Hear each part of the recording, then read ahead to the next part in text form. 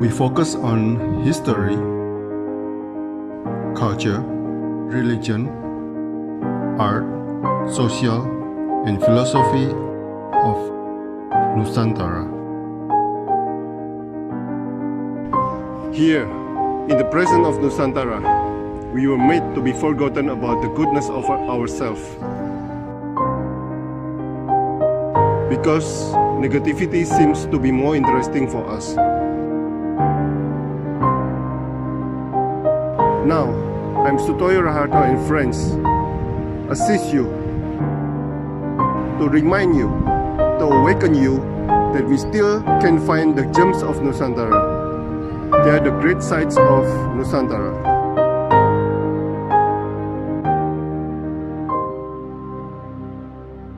Selamat pagi teman-teman, yang kali ini kita menghadirkan Pak Denny Samawa. Samawa adalah Sumbawa katanya. Nah, beliau mensupport pameran kita, Rahayu ing Arta, di mana sebagian hasil dari penjualan lukisan atau gambar itu akan disumbangkan ke beasiswa teman-teman atau siswa-siswa kurang mampu di berbagai daerah. Nah, Pak Denny, mungkin saya mulai pertanyaannya ya Pak ya. Silakan Pak.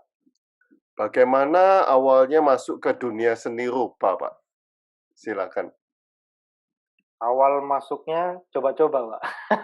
Coba-coba. Karena hobi dulu. Ikut juga komunitas, karena dulu tren komunitasnya tiba-tiba meludak banyak banget. Antusiasnya juga besar banget. Mulai dari skate Pak. Jadi modalnya cuman kertas dan pen. Dan itu ternyata kalau didalemin juga pennya bukan main. Harganya juga bukan main. Jadi kalau misalkan kita tahu, mungkin yang umum Parker Pak. Jadi Parker itu mereka pakai untuk skate. Kan? Apalagi yang nipnya itu agak miring. Jadi mereka bisa mengatur untuk tebalnya garis. Nah, bermula dari seperti itu, kemudian dari komunitas itu juga kita ekspor sendiri, ternyata kita ketemu bisa skate ini dengan watercolor. Kita mulai coba, kita cari tahu watercolornya apa. Jadi yang dulu-dulu yang pernah ada pengalamannya dengan watercolor, ya kan? Kita cari juga info dari luar, terutama dari Facebook. Awalnya itu yang sangat booming itu teman-teman dari Singapura, Pak. Kalau di Facebook itu mereka setiap minggu, weekend itu mereka kan adakan acara on the spot, skate on the spot seperti itu. Jadi ada di Facebook. Dan mereka juga sempat buat satu grup tentang peralatan yang mereka pakai. Jadi peralatannya kadang-kadang juga ngambil dari sekitarnya. Nah, info sedikit demi sedikit dari situ. Kemudian saya coba Pak, watercolor. Jadi skate-nya saya nggak dalami, ya kan? Saya terjun ke watercolor ini. Nah, itu masih hobi. Saya dulu kerjanya interior. Jadi buat mebel-mebel custom Pak, untuk ngeset rumah. Nah, setelah tahun 2015, ya kan? Tahun 2015 itu awalnya yang saya terjun profesional. Jadi saya dalami melukis ini, di samping jual lukisan saya juga ngajar Pak. Nah, gitu. Jadi sampai sekarang seperti ini. Nah, Pak, apa dan bagaimana menjaga kelanjutan konsistensi, continuity sebagai seorang perupa, Pak, pelukis, Pak? Nah, kalau saya ini, Pak, karena kerjanya dulu juga kontraktor, ya, dari sipil, saya berusaha ngembangin. Saya tidak berpatokan dari cuman membuat karya, itu yang utama, ya. Tapi saya pikir juga harus ada didukung dengan yang lain-lainnya. Jadi dari situ saya kembangin, jadi bukan cuma jual lukisan aja, Termaksud yang saya ngajar itu ngembangin untuk jaga tetap, penghasilannya juga bisa banyak ya, pos-posnya seperti itu. Saya juga buka ini, toko online, Pak, yang khusus menjual peralatan cat air. Pertama kali saya buka toko online itu, saya tujukan untuk murid-murid saya yang belajar di saya, karena di watercolor ini sensitif sekali tentang bahan mulai kertas sampai kuas yang utama seperti itu sensitif. Mmm, ada efek-efek tertentu yang nggak bisa didapat dengan peralatan yang sembarangan. Tidak perlu mahal, tapi benar-benar pas, seperti itu. Nah, dari awal seperti itu, saya juga dari jual peralatan itu, ada juga saya buat itu, Pak, alat untuk melukis on the spot seperti kayak begitu. Itu juga rancangan saya sendiri. Saya berusaha ngembanginnya sendiri dan awal saya buat itu memang nggak banyak, Pak. Jadi saya buat itu kalau ada waktu, saya bagi waktu. Jadi kapan saya harus melukis, kapan saya harus buat seperti itu harus harus bagi waktu, nggak bisa disambi, kan. Nah, lumayan, antusiasnya lumayan dan saya sampai kalau dulu tipe yang dulu itu saya sampai bisa jual ke Rusia, Pak. Wih, wih, Saya wih, sampai wih. bisa jual ke Rusia dari Instagram, Pak. Dari Instagram, kalau dulu itu harganya satu set itu 1.200.000, kirimnya dengan EMS itu 900.000. Itu dari mereka yang tanggung, ya kan, saya cuma info aja, saya bilang, "Ini pakai EMS ini," dan banyak memang dari mereka. Jadi satu beli, seperti itu. Sampai, saya berhenti dengan tipe itu, sampai distributor yang untuk tripod itu bilang, "Sudah habis tripodnya." Jadi saya hitung ada satu part yang nggak dipakai, Pak, untuk kayak begitu. Itu kan tripod kamera, cuman saya modifikasi supaya bisa dipakai untuk ngelukis. Ada satu baut yang nggak dipakai memang. Jadi saya kumpulin, Pak. Saya kumpulin, sampai sekarang masih ada. Setelah dikumpulin itu ada lebih dari 130. Berarti 130 unit yang sudah saya buat. Wow, sampai Rusia ya. Iya, kebetulan pas banyak, eee, rasanya pas zaman itu juga di Rusia lagi booming, Pak, cat air itu. Mereka itu mendatangkan kalau saya lihat dari mereka itu, booming-nya itu benar-benar, eee, serius banget. Jadi yang mentor yang mereka datangkan itu hampir dari seluruh dunia. Dan Wow, itu mereka ngambil yang master-master, Pak. wow. Jadi, saya bilang kalau Rusia nanti bisa maju itu, ya bukan kebetulan, gitu. Rusia sendiri banyak, Pak, artis-artis watercolor-nya banyak. Cuma sudah banyak, orang-orang lama seperti kayak begitu, sudah umur. Makanya mereka datangkan semua, dari berbagai negara, Pak, kalau yang saya Iya, tahu itu. iya. Saya pernah dengar, Pak, waktu Rusia mau dijajah Napoleon, Mhm. itu yang diselamatkan itu lukisan, Pak. Oh, Iya. Jadi, mereka punya bunker, lukisan yang di istana itu disimpan di bunker. Itu harta mereka. Jadi tidak ada lukisan yang dirampok sama sekali oleh Napoleon. ah, Iya, heeh. hebat Nah, banget gitu.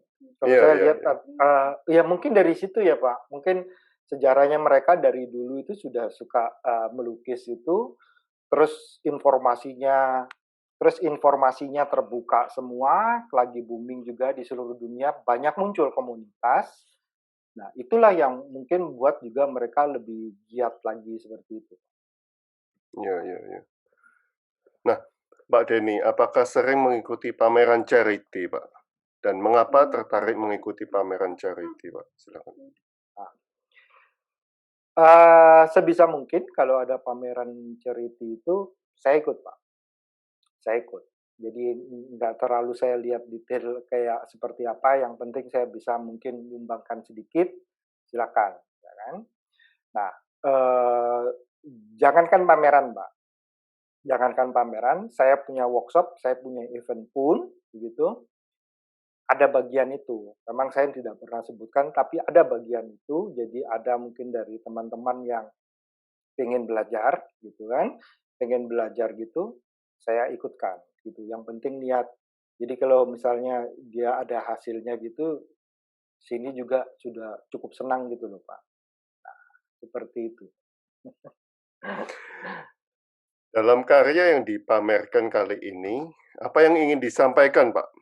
Apakah ada keresahan yang ingin disampaikan ke publik? Tapi saya share screen ya, Pak, ya, Ya, supaya lebih tidak ada keresahan, Pak. Keresahan tidak perlu disampaikan. Oh, ini soalnya pertanyaan dari para para para mahasiswa isi, makanya harus Iya, ya, ya, silakan. Tapi kalau bagi saya tidak mau menyampaikan keresahan. Mungkin kalau misalnya dibilang seorang kerja seni, seniman untuk mengeluarkan emosi atau apa yang dia rasakan seperti itu. Tapi kalau bagi saya cuma pengen berbagi yang bagus-bagus saja. Jadi orang yang melihat juga ikut senang. Mungkin energi itu yang lebih lebih enak lah, Pak. oke. Kalau menurut saya seperti itu. Nah, kalau ini karya saya yang lama, ya, sudah lama, Pasar Gede. Ini hasil saya on the spot, Pak. On the spot pas sempat pergi ke Solo. Jadi saya sempat-sempatkan waktu mulai pagi, ini saya sempatkan untuk on the spot seperti ini. Nah, yang saya pengen gambarkan dari semua saya punya lukisan itu, yang saya pertama kali sangat tekankan itu adalah suasana, mood-nya, Pak. Itu yang saya bangun dulu. Apa yang saya mau, suasana apa, dan misalnya pagi, siang, atau sore, atau after rain, gloomy seperti itu, saya bebas gitu. Mau nyampaikannya seperti apa, nah saya cocokkan dengan objeknya. Objek ini kalau setiap dalam lukisan saya pasti ada objek utamanya. Kalau di cityscape kita bisa gambil gedung, terus ada elemen-elemennya dari mungkin dari bangunan sekitarnya, itu yang saya ambil. Setelah itu saya coba buat drama sendiri. Jadi dramanya itu ada mobil, ada orang, seperti itu biasanya dramanya sendiri. Dan ada kalau misalkan suasana ini kan suasana siang ini, saya coba menggambarkan, refleksi atau bayangan dari kena sinar matahari seperti itu untuk menurut saya menambah artistiknya seperti kayak begitu. Itu kira-kira, Pak. Oke, kita ke next ya, Pak, ya. Ya, Ah, ah, oke. kalau Ini yang di Imogiri ya? ini bukan, Mbak, Oh, bukan di bukan. Imogiri, bukan di Imogiri.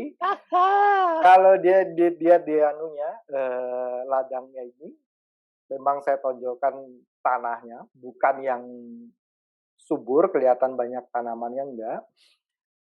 Tapi kalau di Sumbawa, bukan musim hujan, Pak, akan ketemu banyak, pemandangan seperti landscape seperti ini. Karena umumnya kalau di Sumbawa itu kan, eee, tanahnya tada hujan, Pak. Jadi ada beberapa mereka bangun bendungan juga, besar-besar juga, tapi enggak terlalu berfungsi. Umumnya pasti seperti ini, Pak. Pak, saya ada pertanyaan, Pak. Apakah kalau saya lihat begini, ini seperti Chinese painting, Pak? Ya, Ya. ah, Apakah sebetulnya watercolor similar atau hampir sama atau bagaimana dengan Chinese painting, Pak? hampir mirip, Pak. Yang kalau Pak Harto lihat itu kan stroke-nya. struknya itu memang seperti Chinese painting dan brush yang saya gunakan memang Chinese brush. Jadi ada beberapa, Chinese brush itu yang sekarang memang kita bisa aplikasikan di dalam watercolor ini. Kalau secara general itu brush itu kita paling gampang, kalau saya selalu tonjolkan itu, brush itu ada 2. Satu brush ini untuk yang ngisi warna, ya, ngisi warna, mau terang, gelap, mau buat gradasi silakan. Kemudian ada satu brush lagi yang buat untuk, line-nya, untuk stroke-nya, seperti kayak begitu.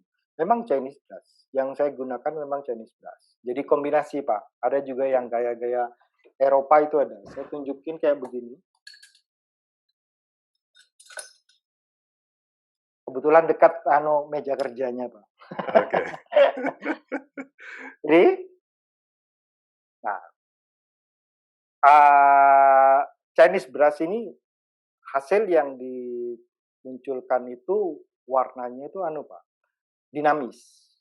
Ya, dinamis. Kalau yang ini yang saya bilang karena bentuk bulunya yang besar dan nyerap airnya juga cukup, ini kita pakai untuk ngisi warna. Kalau ini karena bulunya yang lancip, ini yang kita bisa pakai untuk detail. Dan Chinese brush ini biasanya lebih ada umumnya lebih murah Pak daripada yang brush yang style Eropa seperti kayak begitu. Jadi semuanya bisa dipakai Pak. Ya Pak, ini yang sebelah sini Pak. Yang sebelah sini ini sangat-sangat nah yang sebelah sini ini Pak. Ini yang sangat-sangat Chinese saya rasa. Ya, karena Pak Harto lihat dari dia punya stroke-nya, muncul ranting-rantingnya seperti itu. Ya. Yang putih kan ya blank. Kalau di Chinese painting kan mesti di blank kan. Betul Pak, betul. Karena mungkin kertasnya juga nggak memungkinkan kalau yang rice paper itu Pak. Jadi kalau di rice paper itu kan cenderung daya serapnya beda dengan yang di kertas yang cotton yang kita biasa pakai itu Pak. Oke. Selanjutnya Pak ya. Ya. Nah, ini kalau kalau yang di Surabaya tahu Trillium itu ya apartemen yang di tengah itu, Pak. Saya nggak tahu loh di mana, Pak. Di depannya Delta, Pak. Cuman Oke. kalau ini view-nya bisa didapat ini dari rumah sakit Husada itu, Pak. Husada Utama. Oke. Kelihatan yang sebelah kiri itu kalau Parator lihat itu adalah yang sekolahan. Ya. Nah, inilah bebasnya kalau di painting Pak dibandingkan fotografi. Kalau di painting mungkin fotografi trilliumnya agak pendek gitu kan kelihatannya. Kalau di painting bebas saja Pak. Ini berarti Surabaya Plaza ya ini ya? Ini pokoknya dari jalannya sampingnya Husada Utama. Husada Utama. Jadi yang itu betul Trillium, satunya Delta Plaza itu, jadi cuma dijadikan background. Oke Pak ini. Ini sama aja Pak. Ini Sama pasar aja. gede juga, makanya yang tadi kalau kita ngomong misalkan kita ke lokasi sendiri, itu kita bisa dapat angle-angle yang beda seperti kayak begitu. Nah, kan kalau lihat dari sini, ini kebetulan kalau di sebelah kanan ini ada pohon besar Pak. Di situ enak untuk duduk sebenarnya. Jadi dapatlah angle seperti ini dan saya cuma berubah warnanya aja. Ini juga sangat Chinese loh Pak kalau dilihat ini. Iya Pak, karena kalau ngandalin kelihatan stroke-nya, kalau yang istilah bahasa Maduranya dry brush stroke gitu, itu pasti kelihatan.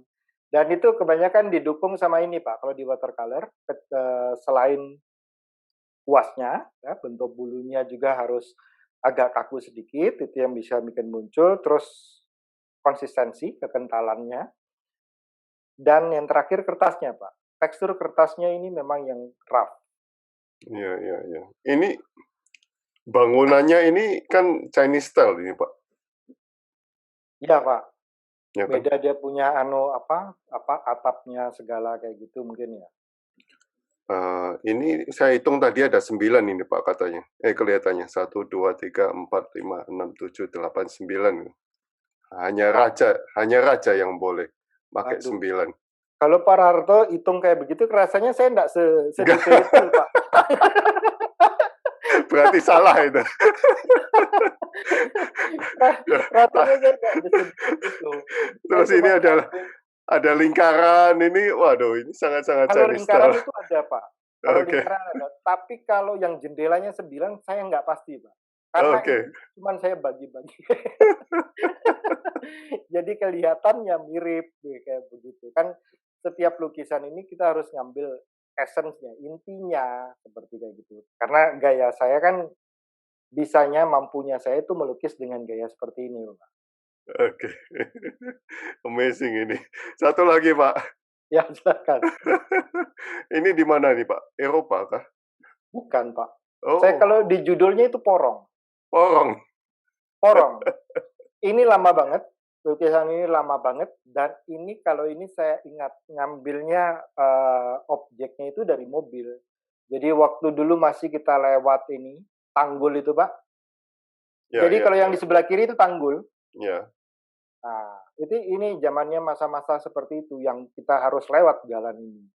Tolnya juga belum jadi, makanya muncullah seperti ini. Cuman saya buat Oh, nuansanya gloomy seperti kayak begitu. ini rumah Chinese. Lalu ini, Bukan, Pak. oh bukan, Salah satunya masjid, cuman masjid. satunya kalau Pak Harto lihat rumah Chinese atau apa, itu karena gaya saya membuat atap, Pak. Oh gitu. Jadi kalau di yang saya sering lakukan gitu, setiap objek itu kan punya karakter sendiri dari objek itu. Dan juga kalau kita juga ngelukis itu kita punya karakter bentuk, Pak. Karakter bentuk. Jadi apa yang kita bentuk itu yang kita suka. Tapi tetap menampilkan objek itu, tidak terlalu merubah seperti itu. Ada ya, masjidnya masih ada ya, Pak Denny? Sekarang nggak pernah lewat, Pak, karena sekarang langsung di Lewat belok tol. tol. Nanti kapan-kapan saya lewat.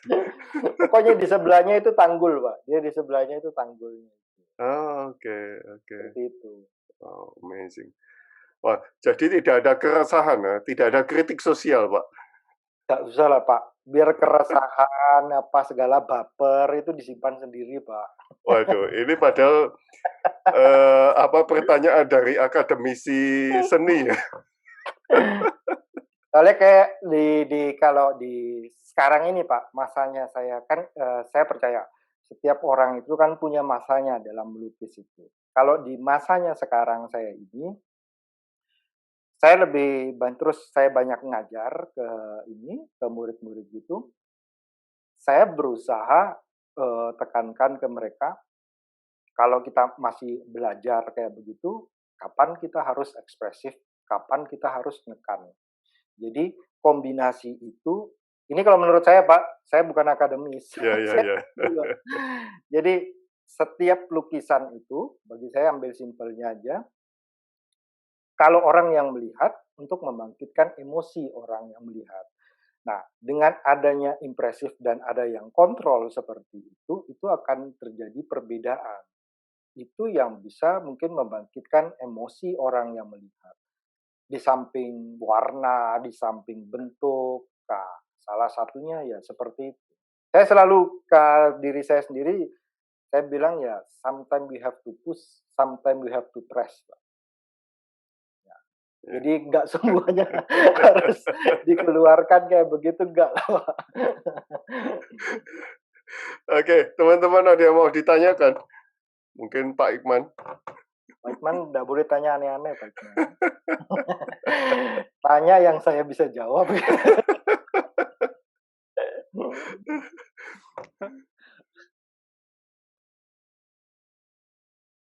Ayo Pak.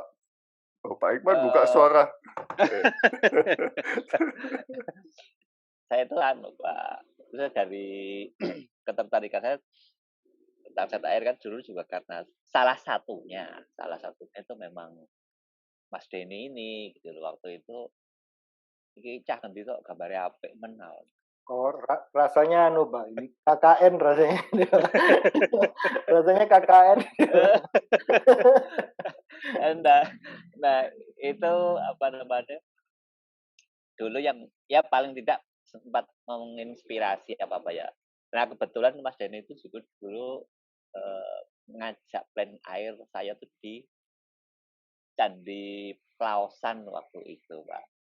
Nah, itu saya sempat tanya sama saya, Mas Denny, oh lukisannya bagus-bagus, belajarnya dari mana itu loh. Dan mungkin pertanyaan ini juga saya sampaikan juga mungkin buat teman-teman yang lain gitu. Artinya ada guru khusus atau memang untuk kembali kepada kita bahwa apa namanya belajar itu apa harus seperti itu atau seperti apa itu mungkin agar bisa katakanlah mempunyai kemampuan seperti Mas Denny ini gitu. Monggo Mas Denny. Saya ini belajarnya ini internasional saya. Mulai dari Australia, Cina, ya, Taiwan, Amerika, internasional. Semuanya lewat YouTube tuh. Jadi saya belajarnya dari situ. Kebetulan waktu explore kayak begitu, kita kan pengen dapat figurnya, role modelnya seperti apa gitu. Nah, yang lagi muncul kalau kita googling waktu zaman dulu itu, ya itu ada nama-nama tertentu. Jadi ada yang dari Uruguay, ada yang dari Moldova, ada yang dari Melbourne segala. Belum tahu ini Pak, belum tahu maksudnya ini bener nggak. Tapi kalau kita lihat, wah coba gitu loh. Nah dari situ saya mulai mencontohi gambar mereka. Itu dan saya ketemu juga dengan seniman dari Jogja, dia bilang memang itu salah satunya cara paling praktis kita untuk belajar. Jadi seperti itu. Jadi kita mencontoh yang sudah ada. Dan saya juga tekankan ke murid-murid saya, mencontoh lukisan orang itu nggak apa-apa. Yang dilarang itu mencontoh tanda tangannya, Pak. Itu yang harus dilarang. Itu yang haram. Nah, saya belajar dari situ semua. Saya coba-coba sendiri. Butuh waktu lama, Pak. Butuh waktu lama. Saya ada video yang saya harus nonton.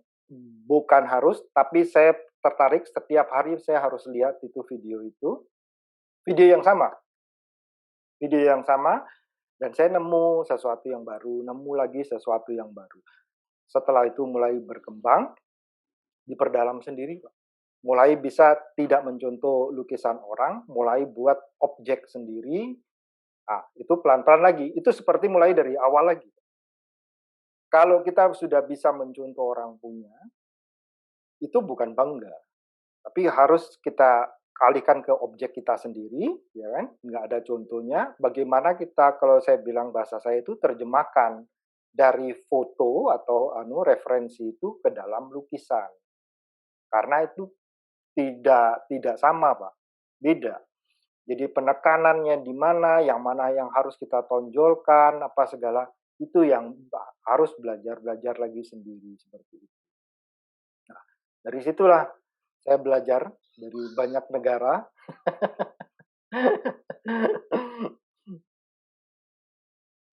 Jangan-jangan, ya. Ya silakan Pak. Jangan-jangan seniman Jogjanya Pak Ikman.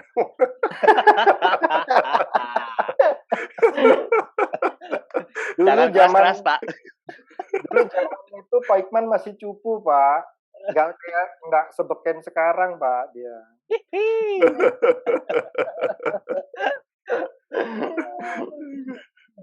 Oke. Ada lagi Pak Ikman? Mungkin sementara itu dulu. Oke. Pak Arta. Ini saya berbagi sama sahabat saya aja. Yang terakhir ada yang menarik, Pak. Ini mungkin dari exhibition yang saya ikut itu. Ini menarik. Exhibitionnya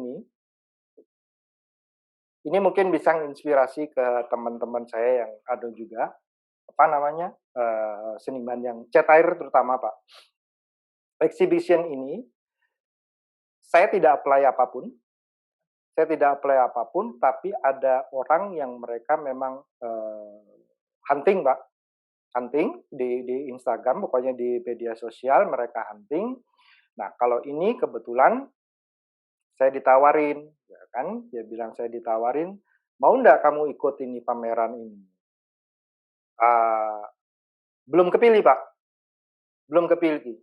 Tapi untuk diseleksi. Jadi saya kirimkan lukisan, mereka minta kirimkan lukisan 3, dia harus harus minta 3. Setelah 2-3 minggu baru saya dikabarin, saya bilang selamat, kamu ikut ini, ya kan? Ini karya saya yang saya kirim, salah satunya yang Madrid ini. Terus ini Kia-Kia, Pak, Kia-Kia Surabaya. Terus yang ini Bali. Jadi karya dari 3 karya ini itu mereka lihat, ternyata lolos, mereka bilang. Mereka cari karakter, Pak. Bisa ndak untuk jadikan karakter, jadi saya masuk ke dalam pameran itu. Nah, ini pameran ini saya kerjasama 2 negara, Pak. Satunya Datong itu di China, kayaknya dia ada museumnya, ada sekolahnya juga. Satunya lagi di Kanada. Di Kanada ini pabrik cat, Pak. Pabrik cat air yang sponsorin, Pak, kayak seperti itu. Tapi yang ngadain ini acara ini ada lagi IO-nya sendiri. Itu yang jadi kurator kayak begitu. Nah, itu yang mungkin saya pengen bagi sama ini teman-teman saya. Pokoknya nggak perlu terlalu harus cari sensasi seperti apa. Yang penting berkarya, nanti pasti ada jalannya, maksud saya, Pak. Pasti ada yang nunjukin seperti itu. Ini saya nggak pernah tahu, Pak. Datong ini seperti apa, pamerannya juga saya nggak pernah tahu. Dan ini harus lewat kurator. Nah, salah satunya itu yang saya tertarik. Karena sekarang ini mudah untuk buat pameran itu, Pak. Mudah banget. Nggak seperti zaman dulu. Kalau zaman dulu kan harus masuk galeri dulu. Dipegang galeri pun sudah senangnya setengah mati. Apalagi dibuatkan pameran. Kalau sekarang berbeda, Pak. Pameran itu pun kalau misalnya ada pameran, kita bisa ikut bayar register kayak begitu, kebanyakan bisa ikut, Pak. Saya enggak, sudah enggak zamannya kayak begitu, saya enggak mau gitu loh. Saya pengennya ada yang tantangan. Ada banyak pameran yang saya enggak lolos seleksi juga ada, Pak. Tapi dari situ saya belajar.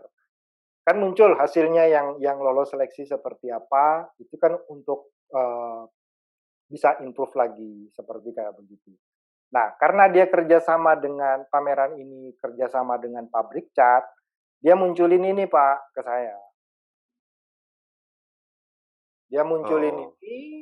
ini adalah dari pabrik cat itu, karena mereka harus tahu karakternya seperti apa, muncullah. Jadi ini dengan perjanjian, mau nggak ikut ya, ada tulis perjanjian, mau nggak jadi ambasadornya dari cat ini, seperti kayak gitu.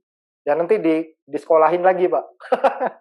Sama dia punya Oh, ahli, begitu. ada kelasnya sendiri, jadi dia supaya kita tahu apa seperti kayak begitu.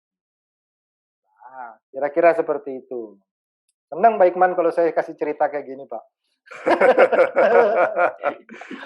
Saya sudah pernah pergi ke Tadong itu. Terus gimana, Pak?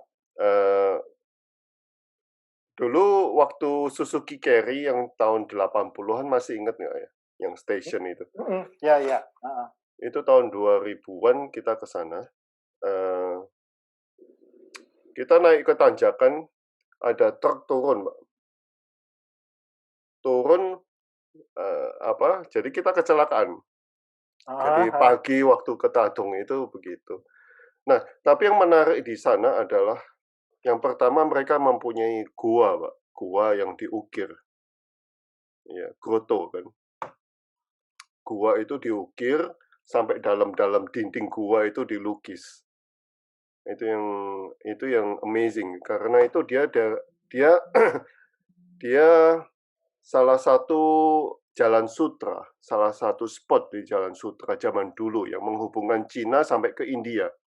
Jadi Cina, Kazakhstan, Afghanistan sampai ke Pakistan, India, sampai ke Turki.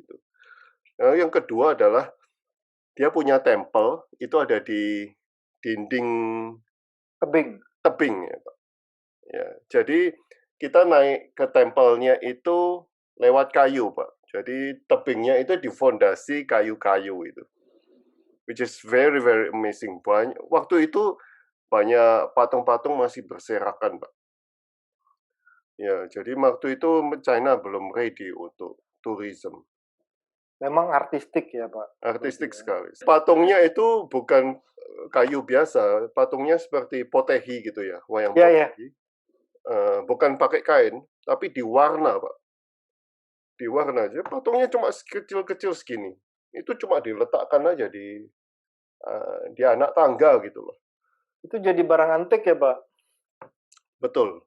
Iya. Iya. Saya agak menyesal sekali. Saya pernah lihat soalnya patung yang segitu itu yang Pak Anu bilang gitu. Memang dari kayu. Yang saya pernah cerita ada bos saya dulu yang suka antik itu, Pak. Iya. Jadi kan ada yang dia kumpulin dewa Quan Kong gitu dia kumpulin kayak begitu. Jadi ada yang dari metal apa segala gitu. Termaksud ada yang dia dapat satu lagi yaitu dari kayu itu, Pak. Dari kayu. Wow. Itu luar biasa memang. Luar biasa. Jadi saya juga nggak kepikir bagaimana mereka membuat tempel di dinding ya. Itu nggak kepikir orang Cina itu. Tetapi kalau dilihat tekstur alam, Pak, itu ternyata di tebingnya ini, di bawah tebing itu dulu sungai, Pak. Oh, berarti nggak setinggi itu zaman dulu ya, Pak? Iya, betul. Iya. Jadi entah dia kalau mau ke tempelnya itu dari atas, ya mestinya sih dari atas ya, supaya bisa ke tebingnya itu, turun kan, seperti Bali itu. Iya, saya pernah lihat model gitu itu di dekat daerah Tanah Lot, Pak. Oh, oke. Pura itu nggak terlalu banyak orang lihat. Saya kebetulan turun di situ cuman mau foto karena pohonnya besar. Ada jembatan, Pak. Ternyata lihatnya persis seperti itu. Jadi ini kalinya ini curam. Di sini dia nempel, Pak. Ada di situ. Nggak terkenal itu, tapi gede, Pak. Itu pura itu. Oh. Secara lama. Nah, tapi kalau yang di Tadong itu kan, ini kan tebing ya. Ini tebing, ini kan sungai dulu, tapi udah kering sih. Ya. Nah, kita nggak bisa dari sini, Pak. Kita harusnya dari sini. Jadi kita menurunin sungai itu, baru naik. Iya. Harus turun ke dasarnya sungai. Iya. Interesting. Imogiri itu Pak, suka paling gitu kalau gunung-gunung gitu Pak. Moi Giri dia ganti nama sudah. Oke. Terima kasih Pak Denny atas sharingnya. Terima kasih Pak. Semoga ada yang beli Pak. Ya, sukses juga untuk acaranya Pak. Terima kasih. Mungkin siang ini kita masukin online ke Instagram sudah. Baik, terima kasih Pak. Terima kasih Pak Denny, Pak Ikman, Mas Aan, Mas Septian, terima kasih. Ya. Sampai ketemu. Ya Pak. Yeah.